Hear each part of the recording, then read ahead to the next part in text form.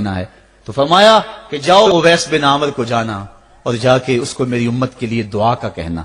حضرت سیدنا عمر فاروق حضرت علی المرتضیٰ گئے، جا کے ڈھونڈا، تلاش کیا، اویس بن عامر ملے، حضور کا سلام کہا، بس پھوٹ پھوٹ کے رونے لگے، کہا بتاؤ میرے رسول کے لبوں پہ میرا نام کیسے آیا تھا، حضور میرا جب تذکرہ کرتے تھے کیسے کرتے تھے۔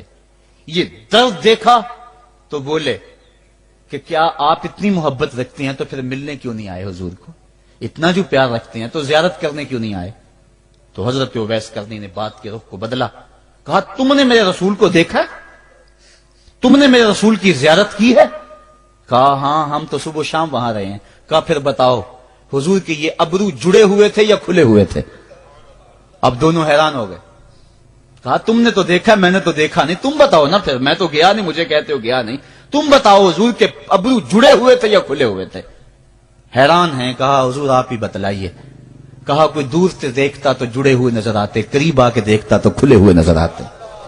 یہ وہ ہے جو ماں کی خدمت کرتا رہا اور حضور کے دربار میں حاضر نہیں ہو سکا، لیکن حاضری اس کی تھی، وہ جہاں بھی تھا وہ نبی کے قرب میں تھا۔